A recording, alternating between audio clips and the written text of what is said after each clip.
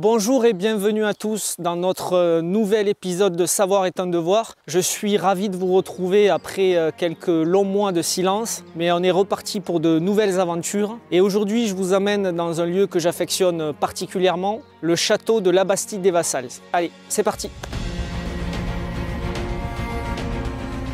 À quelques kilomètres d'Albi, dans la vallée sinueuse du Lézert, affluent du Tarn, se niche le château de Labastide des Vassals. Caché par la forêt et situé sur un léger replat, à 40 mètres au-dessus du Lézert et 100 mètres sous le plateau, il est isolé par un fossé sec. Les vestiges sont représentés par une grande tour maîtresse, quelques pans de murs, 2 portes, des murets et des tas de pierres envahis par les broussailles. Au pied de la vallée, le Lézert coule près d'un moulin en ruine et d'un pont en pierre. Tout pousse au romantisme. Depuis son abandon à la fin du Moyen-Âge, le site est tombé dans l'oubli jusque dans les années 20 où le colonel Brieucel dessine son plan et le publie. Il faudra ensuite attendre le début des années 2000 et les travaux de Louis Mallet sur les Castellas pour que le site refasse parler de lui.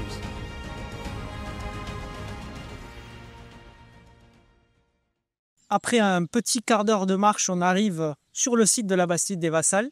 Donc ne vous inquiétez pas, sur la vidéo, vous allez voir plein d'échafaudages. C'est normal, le site il est en pleine réfection, restauration. Les équipes de Pascal Varengo cristallisent les murs afin de protéger le site. Je rappelle que le site a été lauréat de la Fondation Berne et de la Mission du patrimoine. Et donc cet argent permet la sauvegarde du site de Labastide des Vassals. Ce qui est intéressant ici, sur ce site, c'est qu'on a vraiment l'acte de fondation du château. Souvent, vous savez, vous allez dans les châteaux et puis on dit bon, il a apparu au 11e, 12e, 13e siècle, mais on ne sait pas exactement. Souvent, ils sont la continuité de quelque chose. Il y a eu des habitats à l'époque romaine, gauloise, et puis au Moyen-Âge, on a construit des fortifications. Ici, c'est une construction ex nihilo. Il n'y avait rien avant que l'on construise ce château. Aujourd'hui, donc, je vous amène à la découverte du site exceptionnel de Labastide des Vassals.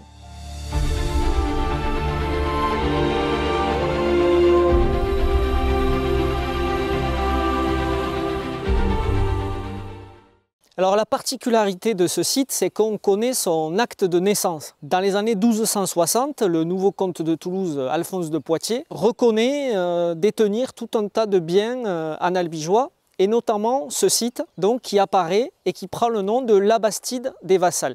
Alors vous allez me dire, la Bastide, c'est étonnant parce qu'une bastide, traditionnellement, c'est une ville qui est construite en plaine, selon des plans rectilignes, etc., comme l'on connaît beaucoup à l'Isle-sur-Tarn, à Réalmont par exemple. Mais en réalité, le mot bastide en occitan, une bastide, c'est une construction nouvelle. Donc la Bastide des Vassals, c'est tout simplement une construction qui a été faite par la famille Vassal. On est donc dans les années 1260 et cette famille Vassal apparaît. Alors on la connaît déjà, hein, cette famille, c'est une famille qui est du côté de Lombers.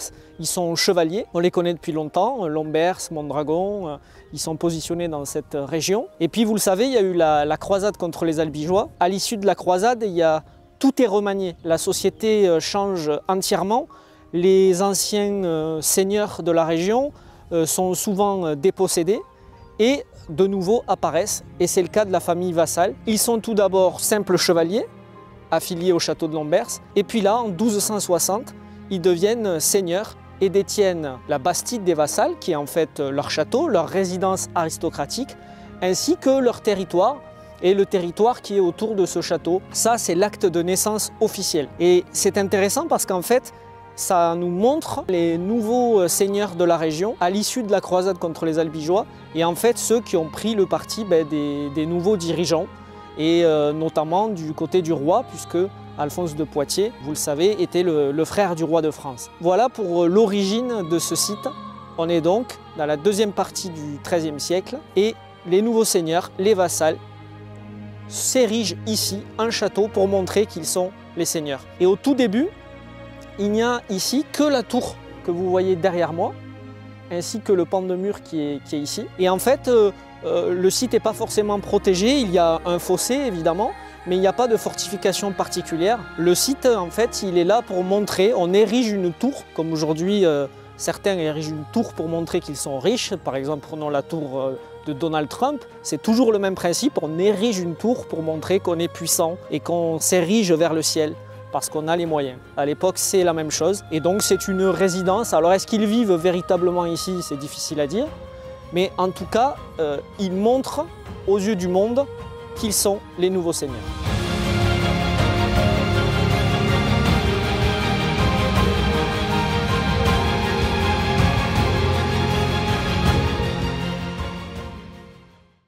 Alors la deuxième vie du site, après son apparition dans les années 1260, c'est au XIVe siècle, pendant la guerre de Cent Ans. Dans notre région, il y a eu beaucoup d'échauffourées et beaucoup de petites batailles entre bandes rivales, que ce soit des mercenaires à la solde des Anglais ou tout simplement des mercenaires qui profitaient des difficultés de l'époque pour haranguer la région et pour faire des pillages. Et donc dans ce contexte d'incertitude, eh bien, ici, à la Bastide des Vassals, on a protégé la tour et on a construit ce qu'on appelle un caput de castris, en fait, qui est juste une fortification qui entoure le château lui-même, la tour lui-même. Et vous le voyez, c'est ce qui est juste derrière moi, cette construction, très belle construction, avec cette porte magnifique qui sert à protéger la tour et à vraiment fortifier les lieux pour ne pas que des ennemis potentiels puissent prendre la tour et s'emparer de ce qui est la capitale de ce petit district, de cette petite juridiction de la Bastide des Vassals. Donc là, ça démontre une deuxième occupation du site avec cette construction ici qui vient protéger la tour. Et on est donc aux alentours du XIVe siècle, pendant la guerre de Cent Ans.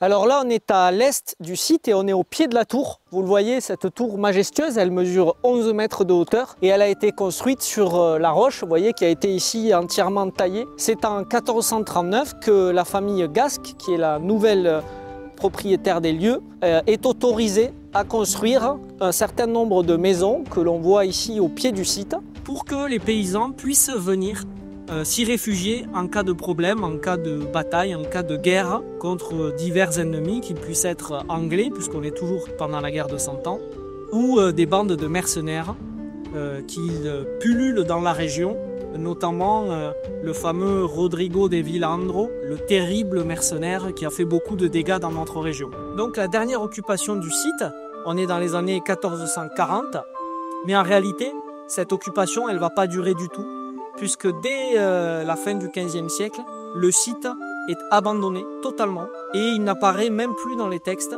Les seigneurs, les Gasques, habitent au château des Farguettes un peu plus loin et ici c'est totalement déserté. Et alors à une époque indéterminée, peut-être au XVIIIe siècle, la tour elle a été complètement arrachée volontairement par des personnes. Alors, on a récupéré les pierres et vous le voyez jusqu'aux fondations, il n'y a plus de fondation du tout ici. On a tout arraché et probablement qu'on s'est servi de ces pierres pour construire le moulin qui est juste en contrebas.